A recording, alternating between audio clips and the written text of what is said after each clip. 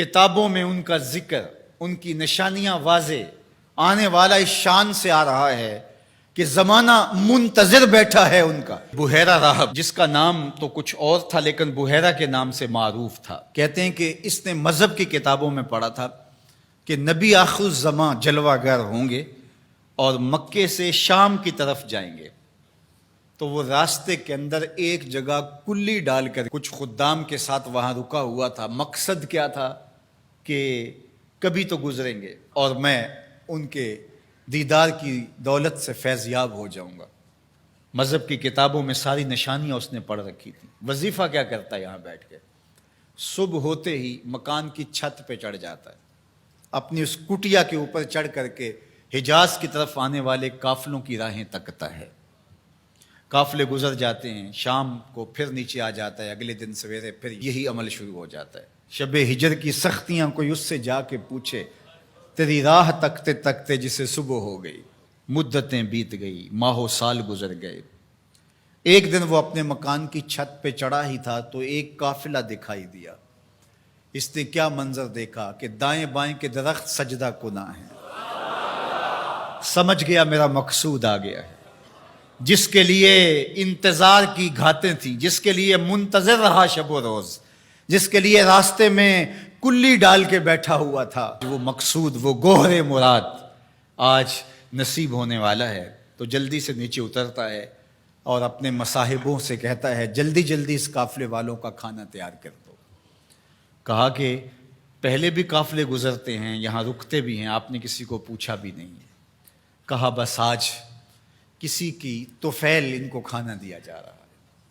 یہ قافلہ جب قریب پہنچا اور انہوں نے پڑاؤ کیا، اس کی کٹیا کے قریب بہت بڑا ایک درخت تھا، وہاں رک گئے۔ تو اس نے میسج بھیجا کہ آج دوپہر کا کھانا تمہارا میرے ساتھ ہوگا، آج تم میرے مہمان ہو۔ یہ بہت خوش ہوئے کہ ہم پہلے بھی گزرتے تھے، یہاں رکتے بھی تھے، اس نے کبھی پوچھا بھی نہیں تھا، آج خاص پذیرائی ہے۔ کھانے کا وقت ہوا تو وہ آیا، اور جس طرح وہ لوگوں کے مجمع میں کسی کو ڈھونڈ رہا ہو۔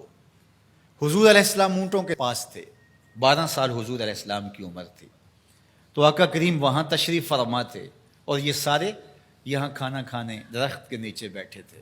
میرے والد گرامی، اللہ ان کی قبر پہ کروڑوں رحمتوں کا نزول فرمائے۔ تو یہاں ترمذی شریف کے اندر تفصیلی واقعہ موجود ہے، اس میں عربی الفاظ جو ہیں ان کا ترجمہ اپنے لہجے میں وہ یوں کیا کرتے تھے کہ وہ بحیرہ راہب آ کر کے ان سے کہتا ہے کہ بارات آئی بیٹھی ہے، دولہا کہاں ہے؟ بارات آئی بیٹھی ہے، دولہا کہاں ہے؟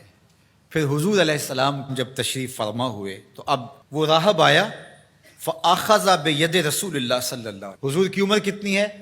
12 سال، اور حضور کا اس نے ہاتھ پکڑ لیا۔ صحیح ترمذی روایت ہے۔ قال، اور اس نے کہا، ھذا سید العالمین، قافلے والوں سن لو، یہ تمام جہانوں کا سردار ہے۔ ھذا رسول رب العالمین، یہ تمام جہانوں کا رسول ہے۔ یبعثہ اللہ رحمت للعالمین، اور سن لو اللہ اس کو تمام جہانوں کے لیے رحمت بنا کے مبعوث فرمانے والا۔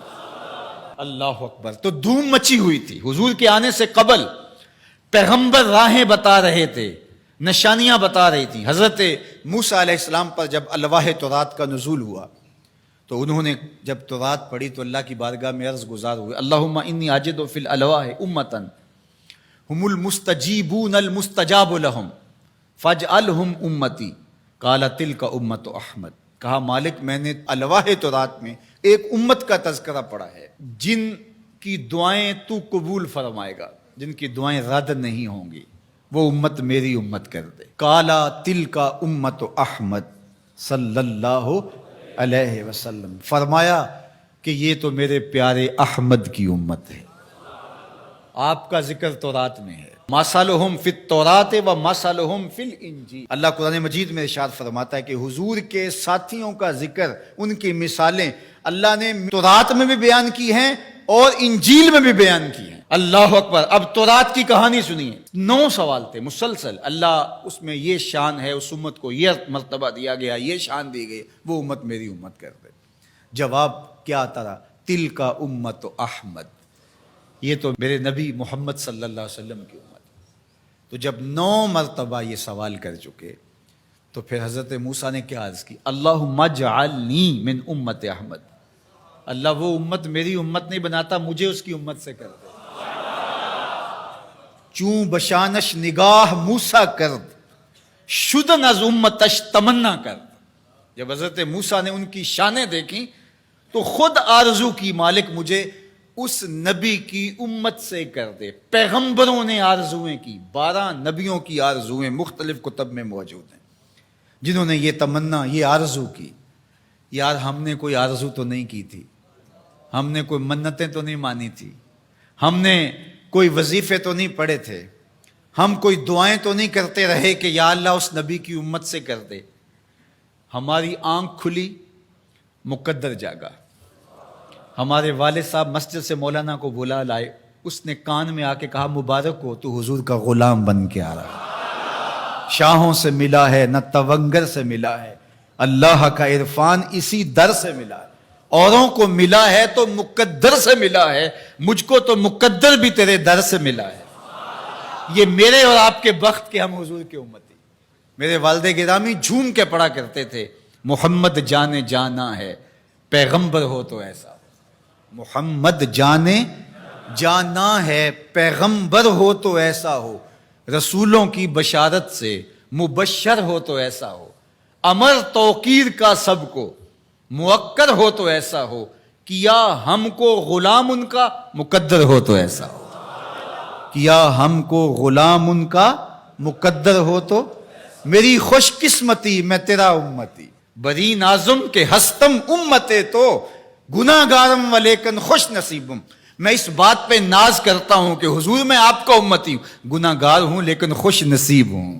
تو ساری زندگی بھی اس نعمت کا شکرانہ ادا کرتے رہیں، حق کے شکر ادا نہ ہو پائے.